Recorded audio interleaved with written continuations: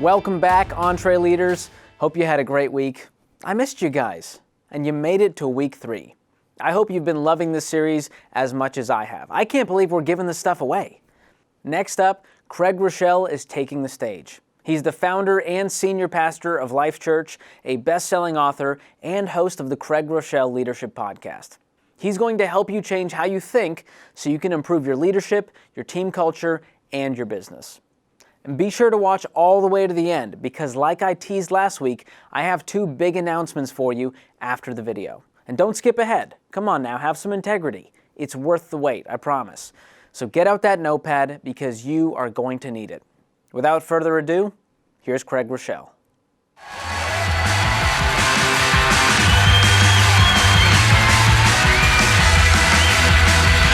Well, thank you. How good does it feel to get together with some other leaders, huh? Can you guys tell the whole Ramsey organization thank you for gathering great leaders and doing an event like this? Takes some courage to come back together.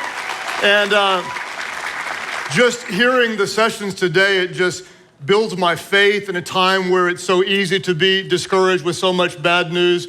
When you get great leaders in the room and you recognize that we can make a difference in our communities, in this country, it's an honor to be with you all, to invest with you. This is the tough session. They call this the nap session, but we ain't gonna nap, then we're gonna get down to some business. And I wanna just take a moment and tell you, give some honor to Dave Ramsey. It was in the early 90s. I got married to Amy, who is here, my bride. Where is Amy? She's somewhere in the room. Amy, where are you? Amy, can you shout right back here? Can you guys just give a little shout out to my bride, Amy, who's she is the mother of my 6 children. Come on, somebody, 6 kids. People say you must love kids. No, I love my wife a lot. 6 kids a lot, and I love the fact that she's here. I'd rather travel with her than any guy, any day of the week. And so we're honored to be here. We were newlyweds living on love. Love's a great thing to live on, but love and a little bit of money is even better. We were broke as can be, and somehow we came across this guy on a radio station hollering, hey, if you live like no one else, one day you can live like no one else. And we thought that sounds pretty good. And we started listening to this guy, and we did everything he said. He said, put $1,000 aside. He said, if you have a kid, sell your kid to get the money. We didn't have a kid, so we sold our cat, which was a great thing because I hated cats. You know, we sold everything we could. We got $1,000 put aside. He said, create a budget. We created a budget. He said, do an envelope system. Many of you do not know what an envelope is, nor do you know what a landline is. I could go into that, but anyway, we created an envelope system and we lived as he taught us, and it really completely changed our lives. We are different. Dave hosted an event back in the 90s in Oklahoma City, where we're from.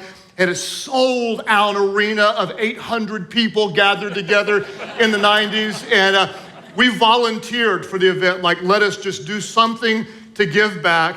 And lo and behold, they invited the volunteers to go to a dinner afterwards, and somehow we got to sit at the same table as a hero who is now a very, very dear friend. And I just want to say, when Dave talks about generations being different, not only are generations different, but there's a whole church full of people that are different.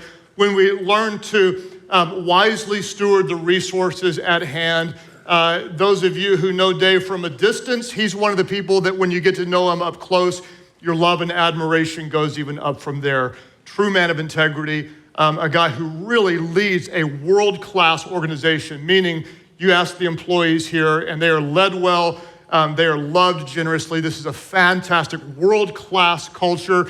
We've been honored to work together through the years, and I just have the most love, respect, and admiration for Dave. Besides that, listen to me.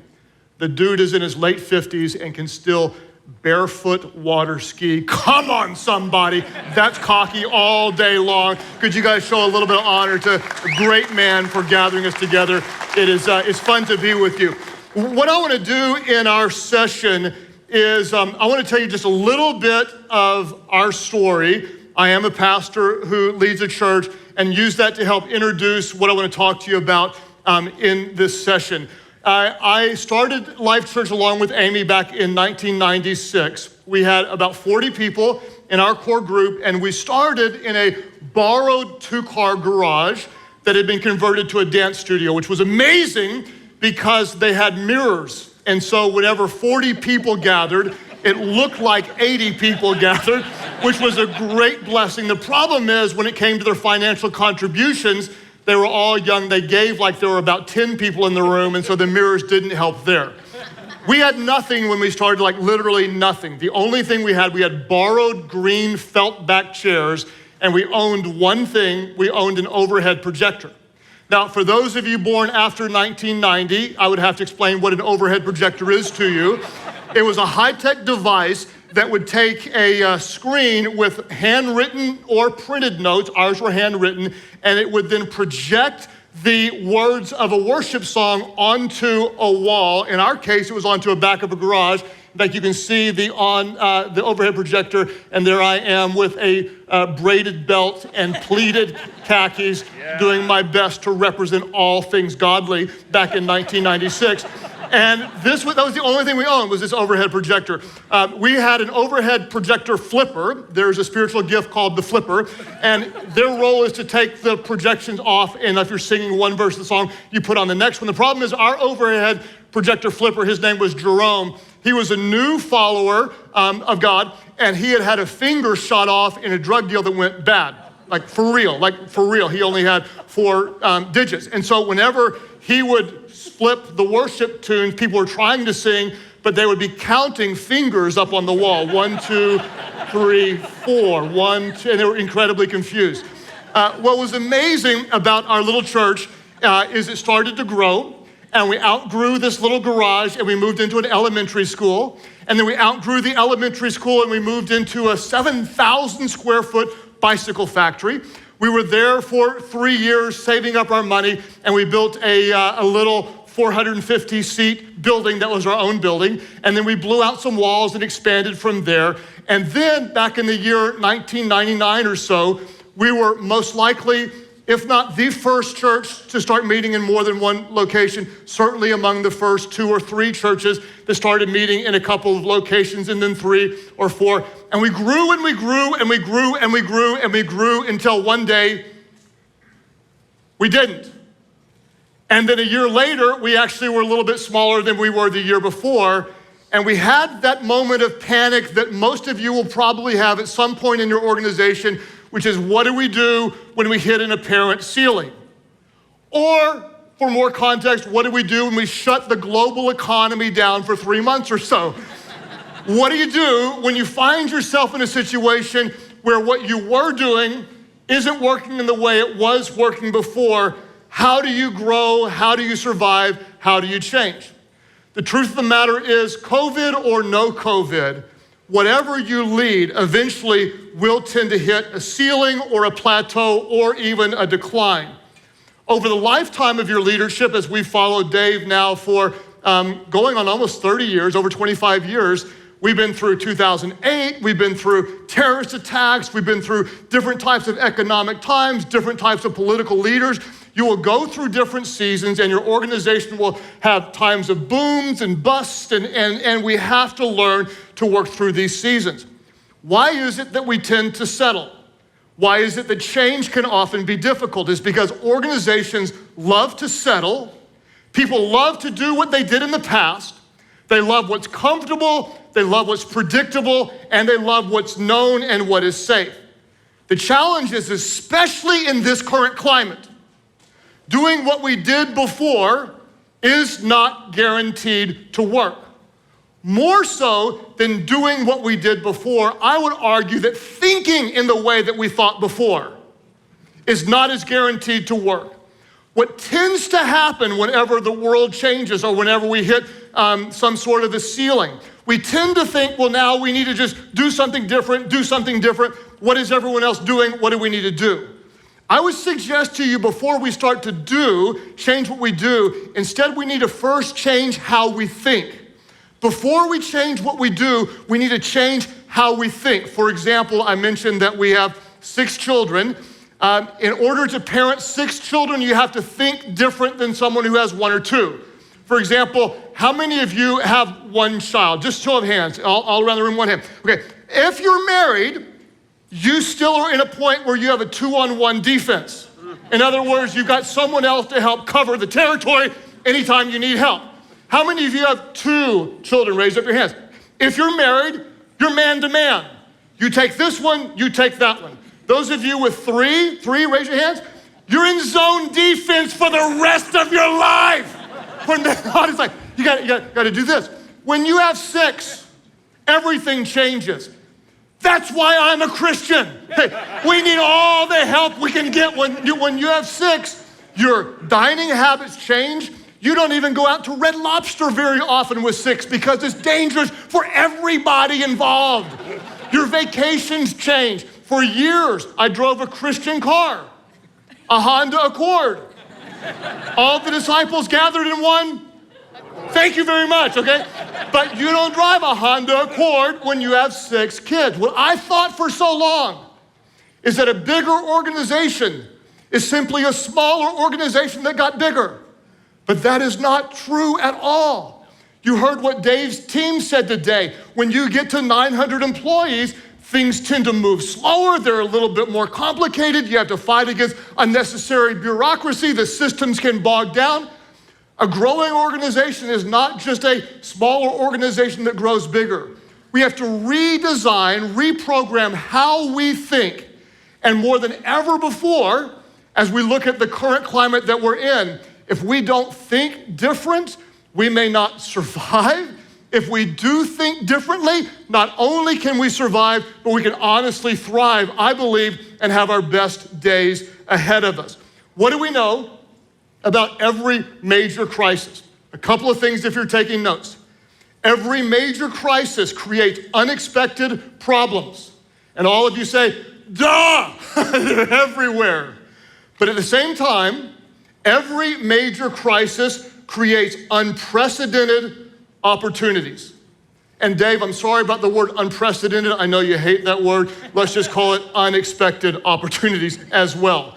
Every major crisis also creates some opportunities. If you're in a place right now where you think, we can't grow, our best days are behind us, we're not going to survive, I want to encourage you to change the way you think. And if it's okay, could I get the countdown clock on here, or I may go until 6 o'clock tonight. And I know that you all would probably love that, but I want to eat dinner. So what we're going to do is we're going to change the way we think. I want to give you 4 different ways, 4 different categories to change how you think in your leadership, in your organization. Thought number 1, how are we going to change what we think? Number 1, we need to change what we believe is possible. We need to change what we believe is possible. I'm guessing that there are those of you right now that you may feel more discouragement in your leadership than ever before. It's interesting, and my wife hates the word lucky, but depending on the business you're in, you're lucky or you're unlucky. Meaning, if you're in a delivery business, you aren't necessarily good because you're busy because you're good. You're busy because you're in the right business. If you're in the hotel business or in the cruise business, things aren't going good. It's not because you are bad. You're in a difficult business. Some of you who are on the more difficult side right now, to none of your fault, you might feel incredibly discouraged and think, how can we grow out of this? What I want to do is just encourage you to do what I've been telling myself, to give you context in our church. So we do meet in 10 different states, almost 11. We got shut down in our 11th state just before we launched. We're in 34 locations. On the same weekend last year, last weekend, second week of June, we had 113,000 people gather in physical locations. This weekend, we had 29,000. So the vast majority of those we were reaching are somewhere not in physical buildings. That emotionally and spiritually hits me, as you can imagine. Like many of you, like, what happened to 25 years of building? And so I want to encourage you, if you find yourself there discouraged, change the way you think, change what you believe is possible. I'll give you an illustration. Amy and I have taken our kids for years to a family camp where all of the kids go to camp with the parents. And there was a guy that became a friend. I didn't know who he was, but we were at the pool, and he came up to me and just said, hey, I bet you can't hold your breath for a minute, because that's how guys tend to introduce themselves to each other. They just come up and just say like, hey, I bet you can't do something stupid, like I bet I can. And that's how men bond. And so to this total stranger who I came to find out, his name is Mark Button. He was the guy who invented the Vortex football and the koosh ball, and is now a dear friend. He was gonna put me through an exercise that I thought was a silly challenge. He said, let's see you do this. He took out his little watch, and I went underwater to prove him wrong, that I could indeed hold my breath for a full minute without dying. It was harder than I thought. About 30 seconds in, he told me, you're 30 seconds in. I was nervous that I wouldn't be able to pull it off. About 40 seconds in, I felt my lungs contract, and I just started to confess my sins, just in case. It's not even necessarily my theological beliefs, but just in case I don't make it, we're gonna make sure everything's okay. At about 50 seconds, I'm rededicating my life to God. At 60 seconds, I exploded out of the water, victorious. I told you I could do it. Ha! And he looked at me and he said, not bad for your first try. And he said, this time, you're gonna do it over double your first effort. And I thought, there is no way ever that I could ever possibly do double. I almost died right before your very eyes, and he didn't know it. He went on to explain to me what he had done and who he was, and now he actually coaches CEOs and takes them through this exercise to change the way they think. He said, I promise you, if you do what I tell you, you'll be able to double your time, because your mind does not understand what your body is capable of. I'm gonna say it again. Your mind often doesn't understand what your body is capable of. There is way more in you than you realize. So Mark coached me. He said, we're gonna breathe in as much oxygen as you can 4 times, and we're expanding the capacity of your lungs. Then what we're gonna do is, he said, when you're underwater, you were fidgeting and you're all nervous, you're gonna be completely still, not move at all. Listen to my voice, and every time you think you're done, you're not gonna come up, because there's more in you than you recognize. He said, at some point, you're gonna feel your lungs contract. I'm like, yes, I remember that point where I thought I was dying. He said, that's just your body warning you. If you will exhale a little bit, you're gonna trick your mind into relaxing, because remember, your body is capable of way more than your mind understands. Then that'll give you an extra 15, 20 seconds. Then when you think you can't take it anymore, open up your eyes and look for something floating in the water that again will distract your mind, because there's more capacity in your body, and you will double your time.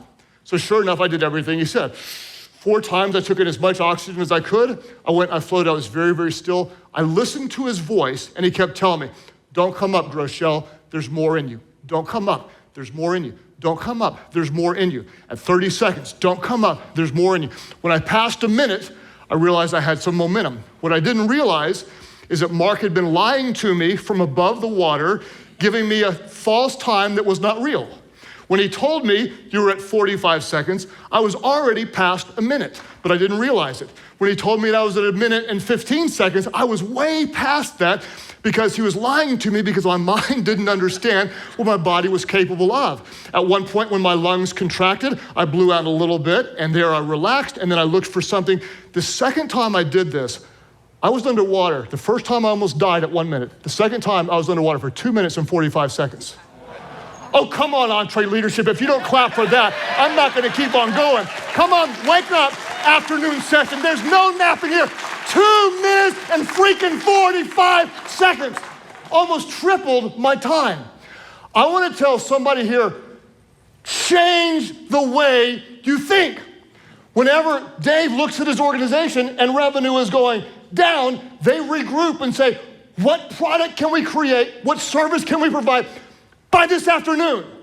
Because every crisis does create problems, but every crisis creates opportunities if we will have eyes to see. Change the way you think. Here's how it played out in my world, and forgive the church illustrations. As hard as I try, I can't get the pastor out of me. That's all I've ever done. In the church world back in 1998, there was no such thing as churches meeting in multiple locations in the United States, to my knowledge. We were having 3 services, and for those of you that are church people, if you go back into the 90s, That was just unheard of. Back then, you usually had like a 10 o'clock service. Maybe you had 2. 3 was unheard of. I got snowed in an airport with a gentleman named Lyle Schaller, who was a consultant to church leaders and pastors and such. Lyle was 75 years of age, and I was 30 years of age, and I started to ask him questions. I said, Lyle, we're in 3 services, and I'd like to go to 4, but everybody's telling me 4 is impossible. 4's too many. Nobody does 4 services. And Lyle, at the age of 75, he looked at me and he said, that's the problem with you young guys. You all think way too small. He said, you shouldn't be thinking 3 or 4. You shouldn't be thinking 5 or 6. You shouldn't even be just thinking 6 or 7. You should be thinking 7 services at your first location, then 7 services at your second location, then 7 at your third. I never will forget it. He said, you won't have a clue what you're doing until you do 5 or so. But if you can do 5, well, there is a day when you'll be able to do 50. I had the biggest hangover the next day you can't even imagine. My mind couldn't even comprehend that. I was simply trying to figure out, is 4 even possible? And this 75-year-old legend completely blew my mind and changed the way I thought. Sure enough, we did go to 4, and then to 5, and then to 6, and then to a second location, and then to a third, and then to a fourth or so. And then we decided, man, if we can just, we were at 5 services. I said, if we can just get to 6 services, that would make a really, really big difference. If we could just do 6. And we did. Then if we could just get to 7. We tried 7, and it didn't work. Our team was too tired. We couldn't get the people there, and so we closed it, and then we tried again. We tried 7, and it didn't work. And we tried a third time, and it didn't work. And so we decided no church in the country had 7. We've tried it 3 times. We could never have 7. About 4 or 5 years went by, and this young, crazy, idiot pastor came to us and said, I'd like to go from 6 services to 7. And we said, young, idiot pastor, we've tried that 3 times, and we've proven 7 is impossible. 7 doesn't work. And he came back a while later and he said, I've got an idea. I want to go to 8 services. 7 doesn't work.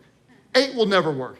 And he said, the reason my theory is that the 7th one doesn't work is he called it a hanging service, meaning it's just 1 service on Sunday night.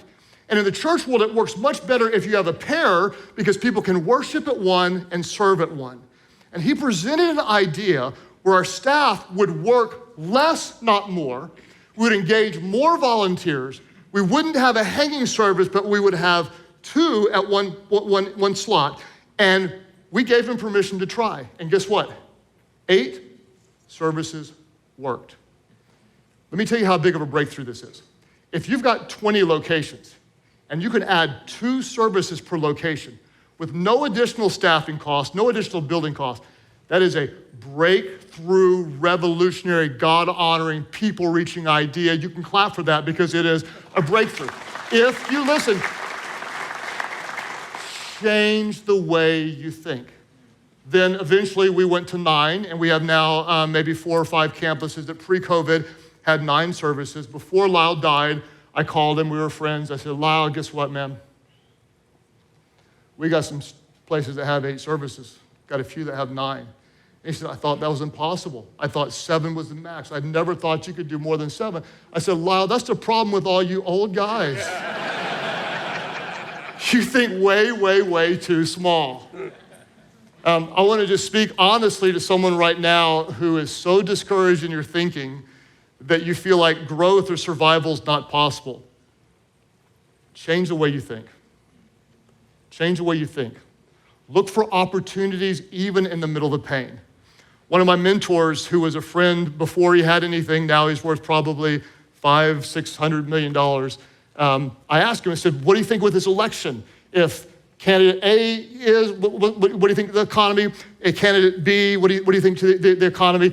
And he said, hey, back under Bush we made money, under Obama we made money. He said, we just make money. We just find ways to add value. There's always opportunities. And hearing that just kind of made me realize, you know what we do? We just minister to people. There's always opportunities. Whether we can do it in a room where they gather, whether we do it online, this is just what we do. You're leaders. This is what you do. You find ways to add value to the lives of people. There's always opportunities to add value. Don't let a temporary change in the world take you from your calling, your drive to make a difference, to add value, to see opportunities. Change the way you think. Look at things from a different perspective. If you want to prove something's not possible, I promise you, you'll prove it. If you want to prove you cannot grow, if you believe you can't grow during COVID, you'll prove you can't grow.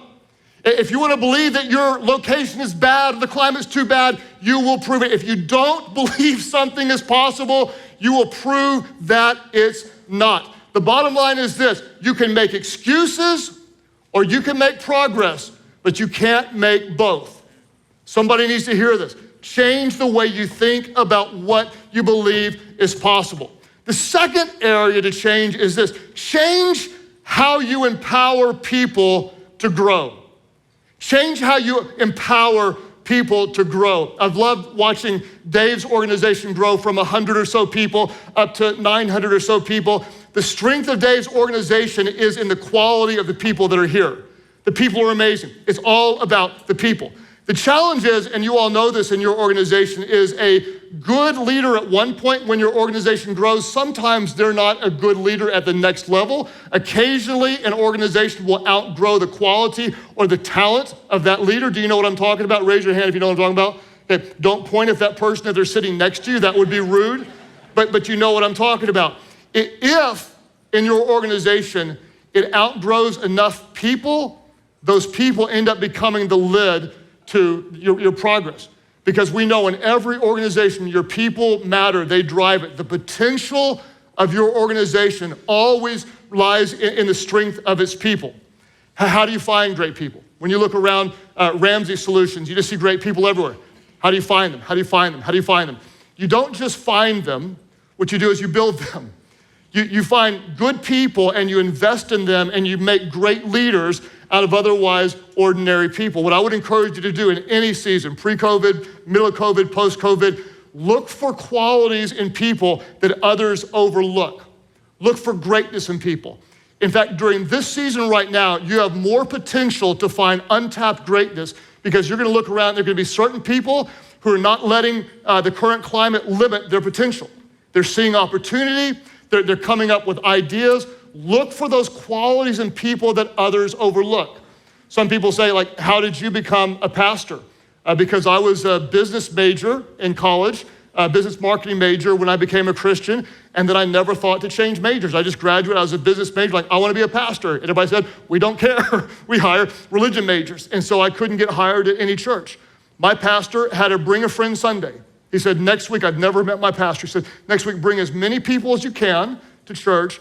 And so I went back to my fraternity and my college team and I brought 17 hungover guys to this historic United Methodist Church. And we took up 2 rows of pews and my pastor said, if you brought a friend, stand up. And I stood up with 17 other guys and everybody looked back there. There hadn't been that much testosterone in this historic Methodist church since the 1880s, okay? And you could just see my pastor's wheels spinning. He was thinking, okay, and you could see it. And he said, okay, so if you brought a friend, you remain standing and everyone else sit down. He wanted to know who brought all those people. And I remained standing. And he went up over to this guy sitting up in a throne because I don't know if you've ever seen the Methodist church, but you've got little thrones up in the front. It's like this little seat. And he leaned over to him and he said, find that guy who brought all those people. And he just whispered in his ear and you could hear it through his lav mic. And he said, and go hire him. Well, that's how I became a pastor. That's how I became a pastor. That was it, because he said to me later on, like, do you care what I believe? No, we can change that. What if I've got bad feelings? He said, if you have the influence to get that many young guys into a church building, we can work with that. We can do something with that. Look for talent in your organization right now there's greatness buried in some people, then how do you help them grow? They grow best while they're in the game. Get them in the game. That's how I learned to preach. I was scared to death to preach. I'd never preached before. And one Saturday night at about 9 o'clock, my pastor called me and said, I'd like for you to preach tomorrow. It's like, oh, what's wrong? Are you dying? Are you sick? Why? He said, no, I just want you to preach tomorrow. So, well, when did you decide this? And he said, well, I decided about 6 weeks ago. I said, you decided 6 weeks ago you'd have me preach tomorrow and you're just now telling me now? And he said, yeah. I said, if I told you 6 weeks ago, you wouldn't have slept for 6 weeks. Now you're just not gonna sleep tonight and you're on tomorrow. Very nice. I paid him back. I preached such a bad sermon, you have no idea how bad it was. I was preaching and I said, God knew you before you were born. And these people, they were like you all, they were like really into it. Like, you know, they're like, yeah. And so since it worked, I said, God knew you way before you were born. Like, yeah. I said, God knew you way before you, I didn't know what else to say, I'm just adding way. So, and they're like, yeah. And then I said, God knew you before you were an itch in your daddy's pants. I know. And nobody said anything. My pastor just put his hands like this. Afterwards, we walked back into his office and he put his arm around me. He said, well, you'll get better. And I'm so grateful for a pastor who saw something in me that others didn't see and who took risks on me that others wouldn't take. As leaders, I just want to encourage you, look around right now. Look around, have eyes to see greatness in your people. And then when you do, what we're going to do is we're going to start empowering them more than ever before. And when we empower them and we delegate to them, what we're not going to do is we're not just going to have them do certain tasks. There's a difference in delegation. What I love about Dave's organization is when you can see it, it's so well led because Dave's not too hands-on. Everybody knows what he expects. The values are very, very strong, but there's a real delegation of authority and trust. When we just delegate tasks, what we're doing is we're saying, go do exactly what I say. That's not creating leaders. The difference between delegating tasks and delegating authority is massive. If you're taking notes, if you delegate tasks, what you're doing is you're creating followers. If on the other hand, you delegate authority, you're gonna create leaders. What we're gonna do is we're gonna trust our people, we're gonna empower them, we're gonna give a lot of valuable responsibility away.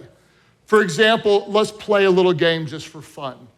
Just to make sure you guys are all still with me because this is the nap session and we're not gonna nap this session. Could I get you all to raise your hand just to make sure your hand works? Excellent, thank you. I'm gonna ask you in our organization which interviews that I'm involved in. Hint, I'm involved in some, but I'm not involved in all.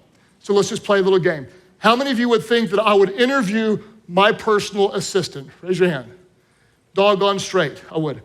My assistant has 2 assistants. Do you think I interviewed for those 2 roles? Yes or no? I work with them every day. You don't think I trust? Okay, let's go from there. The person who is over all 34 locations. Certainly, okay. YouVersion Bible app on almost 500 million devices. New CEO of the YouVersion Bible app. Did I do that interview? Of course. CFO oversees a team of maybe 20 people in the finance organization. Did I interview that person? Okay. Campus pastors. These would be the people that would oversee an entire location, maybe 3,000 or 4,000 or 5,000 people. Would I interview the campus pastor? Okay. Associate campus pastor. This is one who's in a developmental role that, if all goes well, will become a campus pastor within the next 2 years. Would I interview that person? Okay.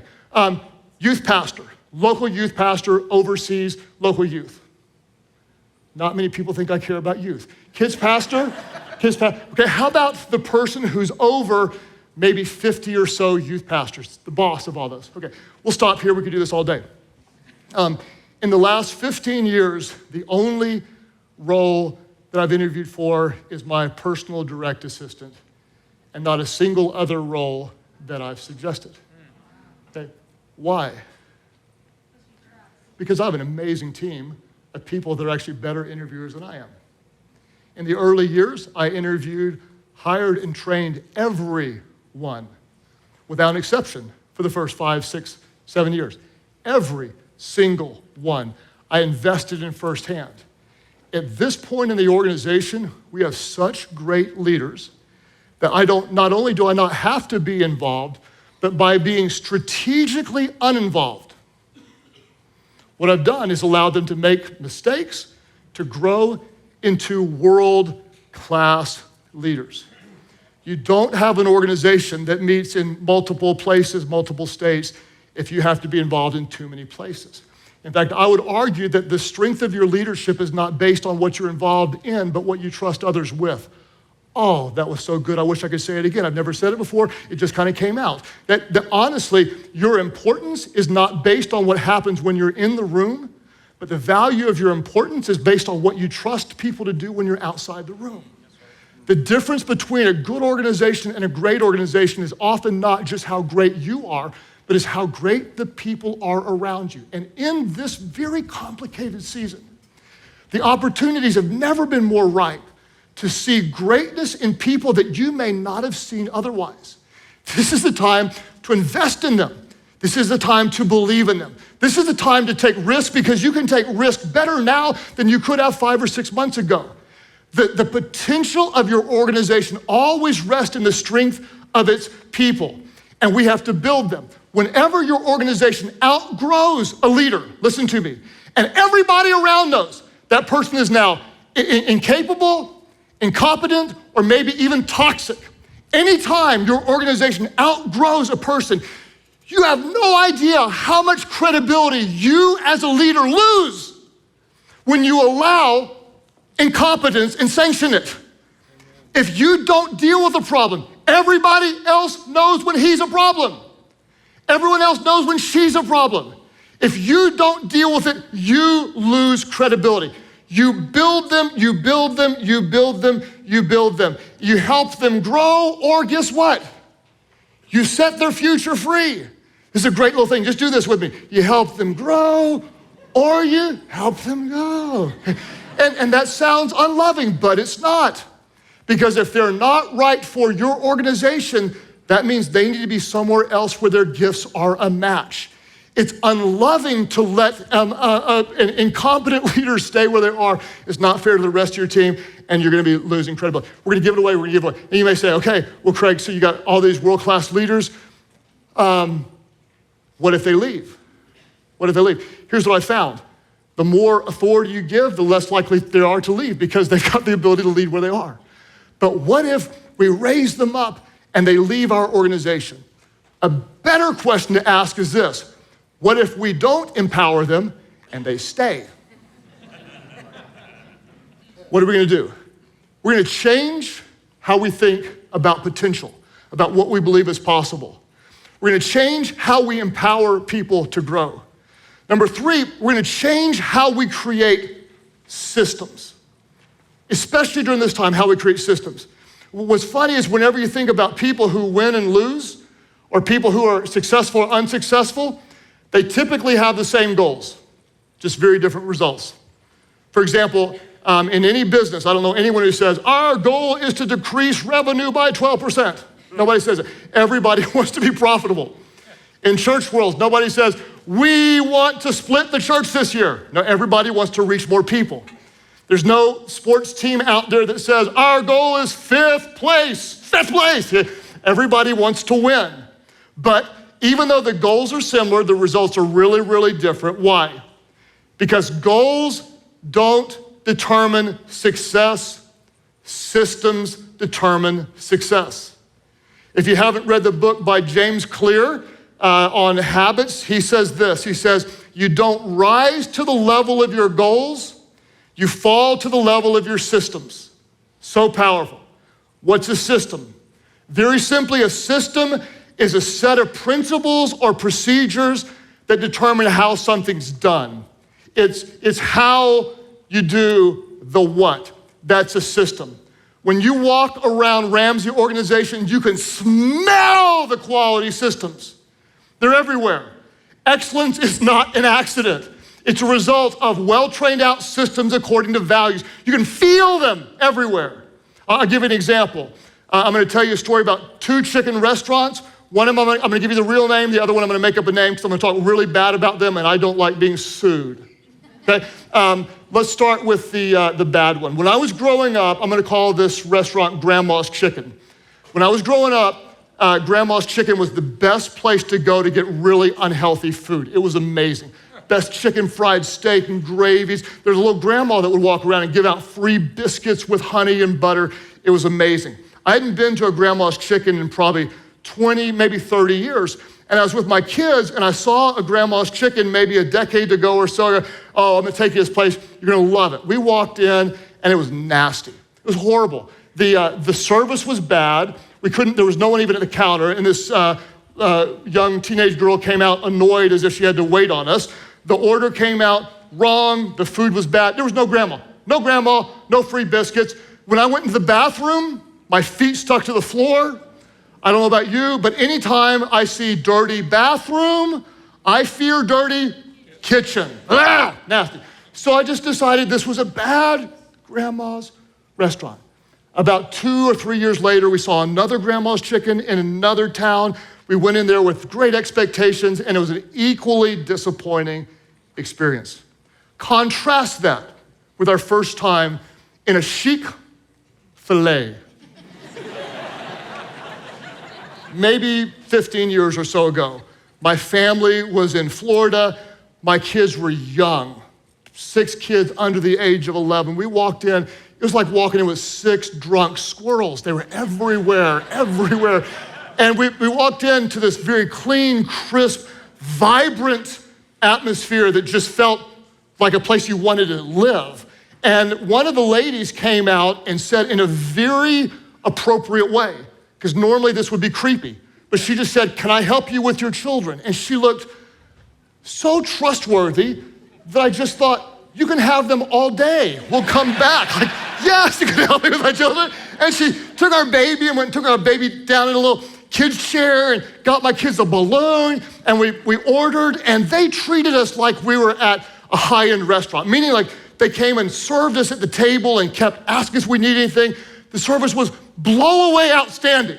I'd never been at Chick-fil-A before, and I noticed the franchisee's owner, his picture was sitting up on by the cash register, and he was over in the corner talking to an employee. And so I just went up to him and said, "Hey, I hate to interrupt this meeting, but you need to know, whatever you pay those people, double it, triple it. They are fantastic. This was world-class service." And he looked at me and said, "Oh my gosh, I know I've seen you at leadership events. I'm kind of a fan." And he gave me 10 coupons for free chicken sandwiches. Okay, whatever, right? Okay, when you got 6 kids, baby, and you're on a budget, like, give me that. There's my Dave Ramsey envelope money, free chicken sandwiches. It was amazing. And so I went home and I blogged about this event back when I had a blog, talked about the amazing customer service, and sure enough, about, 8, 10 days later, I got a handwritten note from Dan Cathy, along with a book, and 20, oh, praise God in heaven, 20 free coupons for chicken sandwiches. Pause for a moment if you've ever been to a Chick-fil-A before, and if you say thank you, what do they say? My pleasure. Do you recognize that there is a systemized plan and response all the way down to how a customer says thank you, and you respond with my pleasure? What's really, really interesting to me is Chick-fil-A probably hires really quality teenagers, but they may not be that much better than the people that Grandma's Chicken hired along the way. Because here's what we know. Strong systems make good people look great. Weak systems make great people look bad. Systems matter. His organization hires some really high quality people. But the culture and the systems make these really good people even better. And the same people in a totally different climate, without the finely tuned, clearly organized systems, may not be nearly effective because systems matter so much. What do? Systems create behaviors, behaviors become habits, and habits drive outcomes. About this time in a talk, whenever a pastor is talking on leadership, Someone always criticized me and says, "Where's the Bible, Pastor? That's not spiritual. It's not spiritual, you ungodly. That's not spiritual." Just remember, God created a solar system. Just saying. Just saying. Hey, for some of you, the most spiritual thing you could do is get organized. Is come up with a plan. This is how we do the what. If you want a better outcome, even in the middle of COVID, you create a better system. Small changes in your systems make big changes in your organization.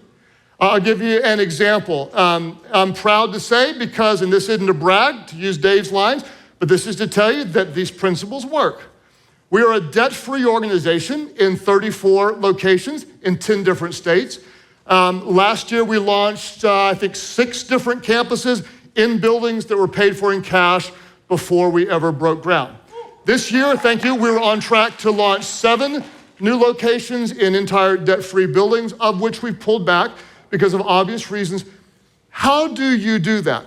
I'll show you a little slide that reflects our systems of what takes place before there is a launch process. This is actually about a 5-year-old slide, which I should update, but it gives you the general idea. This tells you about 8 weeks out, there's initial meetings, there's core group meetings, there's established vendor relationships, kind of like Lyle Schaller said. Once you've done 5, you can do 50. Once you've done 30, you've got the vendor relationships. You know what to order when. You purchase the certain supplies that are delivered. Landscaping goes in 6 weeks out, 5 weeks out. Tech and IT installation begins. The janitor service shows up with all of their stuff. Efficiency team comes in. The stage design team moves in a little over 4 weeks out. Then 3 weeks out, you've got this, that, the other. 2 weeks out. 1 week out, the semi-truck delivers with all the stuff from our central shipping warehouse. You've got unpacking day, leader nights, blah, blah, blah, blah, blah, blah, blah. You don't launch 7 campuses for cash by accident. You do it by creating a predictable system. Here's who does what, when, and how. How do you create systems? Very, very easy, very, very easy, incredibly easy, insultingly easy. The way you do it is you clearly communicate what you want. You reward it whenever you see it, and you correct it when you don't. This is so important. You clearly communicate, this is exactly what we want. You reward it when you see it. You get promoted, you get paid more, you get celebrated, or you correct it when you don't. That's not appropriate, we change it. And what happens is the people create the systems. I had nothing to do with creating those systems whatsoever. I didn't even know that slide existed until someone gave it to me. Okay? I'm not creating the systems, I'm clearly defining. Here's what's expected, creating a culture that celebrates good leadership, corrects inappropriate leadership, and the team builds the systems as we come. Now, some of you may say, we only have 3 employees, we don't have systems. You have systems. Your system might be to unlock the door, turn on the light, respond to problems all day, turn off the lights, and lock the door when you go home. That's your system. It's not a great system, but that's your system. The bottom line is this, if you're taking notes, you either have systems by intent or by default, but you have them. What is your system? Your system is a result of what you have created or tolerated. If you want to say ouch, you can say ouch. What we're going to do is we're going to stop tolerating and we're going to start creating. We're going to create a system that leaves little to chance. How do you take a full conference and move it from one city to another city in a matter of days? You have a very strong culture with a team of people who are empowered downline to make decisions on their own, empowered by very clear systems. That's how you pull off what other organizations couldn't do. It's all about changing what you think is possible. It's about changing how you empower people. It's changing how you think about systems. And the final thing is this. Some of you, it's time to change what you believe about yourself. Change what you believe about yourself. To be real transparent with you, I was comfortable leading in ministry. I was terrified to preach. Like I told you, I was a relatively new believer when my pastor asked me to preach, and I thought, I don't know enough about the Bible. I'm not very good at this. And I used to vomit in a garbage can every time before I would speak. I don't do that anymore. Now I throw up in my mouth and then I swallow it. But I was so incredibly nervous. To tell you a little bit about my story, is I am honored to lead what would be considered the largest attended church in America. I was rejected for ordination by the state ordaining board. So I was midway through seminary, okay? And when I went before, it's just a joke, it's a preacher joke. I know you don't get it. Okay? I was midway through seminary when I went before the ordaining board. And I think it was like 11 people on the board, did the whole 6-month process and the interview. And at the end of it, I was the only pastor in the state of Oklahoma in probably a 7 or 8 year period that was rejected. Okay, I was in a denomination that needed pastors, like go find one. Are they alive? Okay, they'll work, okay? And I was rejected. My ideas were too radical. They said my gifts were like not the normal gift mix, and they said, we're not sure if you're called to ministry. So I was driving home. This was before my Honda Accord. I had a red Geo Prism, and I was crying all the way home in this red Geo Prism. A lot of the reason I was crying because I was rejected. Part of the reason is because I was in a red Geo Prism. And, I mean, I'm just like, I'm ugly crying because I'm gonna have to go home to tell Amy, who believed, we were gonna be pastors together and this was our calling. We put everything on the line and left my business job to do all this stuff and had to tell her I got rejected. And I don't wanna, again, I'm not here to push my spiritual beliefs on anybody. I do obviously believe in God, and I believe that God is a God who speaks through his word and sometimes speaks in other ways, and I'm not one of those guys who hears from God all the time. I could probably count on one hand the times where I really felt like there was a very direct message to me. And driving in that little Geo Prism, I felt like it was one of those moments where I felt like there was just a presence that said, you're not who others say you are, you're who I say you are, and I say you're called to ministry. And that's what I needed at that point. I needed to change how I thought about myself. So what I do now, every time before I preach, if you ever like came and saw me, what I do is pretty awkward, but I do it every time because it's so meaningful to me. I take a really big step forward. And what I do is I'm saying to myself, I'm stepping out of my lack of knowledge, my insecurity, my sinfulness, my own shortcomings, my personal fears, and I'm stepping into God's calling for me. And it's a very dramatic step, and it's one step forward. And that's the difference. And that's how I do what I do. That's how when I feel afraid and unconfident as a leader, what I do is, again, I tell myself, I'm stepping into the person that I'm called to be. There are some of you right now, if I could just say, is your biggest problem is the way you think about yourself. It's time to renew your thinking, to recognize you're in the role you're in right now because you have what it takes to get done what needs to be done, period. If you ask me from a spiritual perspective, I believe there's someone powerful enough to replace you if you should be replaced. In other words, if you're where you are, it's because you've got what it takes. And I would just encourage you, maybe the difference for some of you is just one step forward. Step out of all your own limiting fears and step into the confidence that you are at a conference today in a city it wasn't supposed to be in, hearing from a speaker who wasn't supposed to be here a couple of weeks ago, hearing from a lineup that over the next couple of days, there may be just enough deposited in you for you to go back and to step into your leadership and get something significant done. You're not who others say you are. You're not what that person who criticized you says that you were.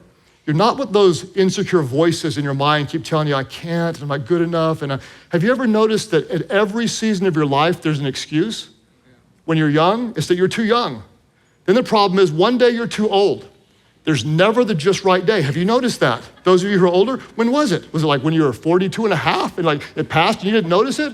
You're too female, you're too male, you're too educated, you're too whatever. There's always an excuse. So step out of your excuses. You can make progress, you can make excuses, you can't make both. You step into it and you recognize this is what I'm created to do. And you change the way you think about yourself. What I do, and I'm gonna share this with you, it's incredibly personal to me. If you would like to listen to this again, and you might, You can just write this down. I have a little podcast, and what I'm about to tell you is in episode number 29. That's all you have to remember is episode 29. And I have daily confessions that I say to myself, and I'm going to end out this talk with what I say to myself. You would not want to say these things to you because you don't have the same weaknesses or same vulnerabilities I have. But what I'm trying to do, and again, mine is from a Christian perspective because I am a Christian. These are the things that I say to myself to renew my mind and help me step out of all of my fears and into the confidence that I have what it takes to lead our organization to where it's supposed to be. You have what it takes. You have what it takes. You have wisdom available to you. You can find gold in the people around you. If you hit a wall, you can come up with an innovative idea. You have what it takes. This is what I say to myself, and this is what gives me the passion to lead daily. Jesus is first in my life. I exist to serve and glorify him. I love my wife, and I will lay down my life to serve her. My children will love God and serve him with their whole hearts. I will nurture, equip, train, and empower them to do more for his kingdom than they can imagine. I love people and believe the best about others. I am disciplined. Christ in me is stronger than the wrong desires in me. I'm growing closer to Jesus every day. Because of Christ, my family is closer, my body is stronger, my faith is deeper, my leadership is sharper. I'm anointed, empowered, equipped to reach people far from God. I'm creative, innovative, driven, focused, and blessed beyond measure because the Holy Spirit dwells within me. I develop leaders. It's not something I do, it's who I am. My words, thoughts, and imaginations are under the power of Christ. I take all thoughts captive and make them obedient to Christ. Pain is my friend. I rejoice in suffering because Christ suffered for me. I bring my best and then some. The world will be different and better because I brought my best today. I tell myself again and again and again and again, if you find yourself hitting a wall, don't just change what you do, change how you think. Change what you believe is possible. Change how you trust the people that are around you that could do more to make a difference than you can imagine. Change how you think about the systems, and most of all, change what you think about yourself. Take one step forward and believe you have what it takes to lead the organization you're called to lead. Lead with passion, lead with excellence. Like Dave said, you're making a difference. For those of you who are business leaders, let me just say from a pastor's perspective, what you're doing is incredibly spiritual. Don't let anybody tell you it's not spiritual. Jesus got really excited about people that took 5 talents and made them into 10. That's a God-honoring thing. You do it, you're honoring God in what you do, and you're making a difference by adding value in this world. It's been an honor to be with you. I wish you all the best. Welcome back. Hope you enjoyed your third and final Unlocked video. Now you'll notice I've got a special guest here to share some news with you, the man himself, Dave Ramsey. Hey Dave, how are you? Hey, great man, good to be with you. It's good to be here in this little video with everyone watching. They've been enjoying these Summit Unlocked videos. They've got a taste of what it's like, but not quite. And we have a little special bonus for them. So announcement number 1, we're adding a bonus video to this series. It'll air the next Thursday, same time, same place. Can't tell you who it is yet. Dave, no spoilers here. Okay. He liked to spoil. Don't do it. I'll try. We'll I act send like you I guys- own the place sometimes. He does own the place. That helps. That definitely helps. We're going to send you guys an email with more details this afternoon to reveal that, so stay tuned. And now for the big announcement. Are you ready for this, Dave? Yes. This is your announcement, I guess. Now, here's the deal. We did this for the first time last year. We took Summit virtual. We did a live stream of Entre Summit for the first time, and we just launched early bird tickets today. Live stream today. That's big. There it is. People all over the world can tune in for the first time. A lot of people go, I can't make it this year. I've got to get the tickets. I can't bring the team. And now we can enjoy it wherever they are with their entire team all over the globe. And we bring together the top minds in leadership and business from all over the world. Dave, what makes this one different from so many other leadership events, virtual events out there? You know, we've got some of the best minds in all of business that will be sharing their thoughts with you. Thought leaders, but they're also people that actually are doers. They're people that have their hands on the business. This is a community of business owners in EntreLeadership like no other. And this is going to take a direct, tactical, it's not just concepts, it's actual things you can do, a direct tactical impact on how you run your business, how you lead your business. Yeah, and many of these speakers have affected how we do business. They've become friends of our Exactly. organization, and we implement this stuff in our day-to-day work. And this event really is incredible. I got to host last year, and being in that room is amazing, but we got to hear from so many of you on the live stream because you were all over the globe watching it with your team, from your office, from your home, and you get that opportunity again. And you also get a full event workbook that you can download to take notes. You'll have the opportunity to connect with other attendees watching from all over the globe. So who's going to be there with us? I assume you'll be there. Of course I'll be there. I'll be there speaking, and I love to talk. I love to talk to small business owners. My friend Simon Sinek is going to be there, the best-selling author of the book Start With Why and The Infinite Game. Marcus Buckingham, our friend, will be there, thought leader and author. Pat Lencioni, always a big entree favorite and a Dave favorite, I can tell you. These guys are all my friends as well. Craig Groeschel, the founder and senior pastor at Life Church, and Chris Hogan, of course, Christy Wright, Dr. John Deloney, and Ken Coleman, Ramsey personality lineup, and it's going to be. If this wasn't my conference, I would still come. Yeah, I feel like I'm just lucky to be in the room. I mean, that's a lot of smart people at one event. Well, I'm pumped. This is one of my favorite weeks of the year. I get to spend with some really smart people. I get to spend with small business people who I love, and we want you guys to be with us. So join us. May 17th through the 19th. If you register this week, you're going to save an extra $400. Do not wait. Make the choice. Get your ticket right now. I'm getting excited already. You heard the man. Click the link below this video, get your live stream ticket now, and join us. I'll see you next week for that bonus video. Don't forget to write down those takeaways and register this week to save $400. We'll see you at Summit 2021.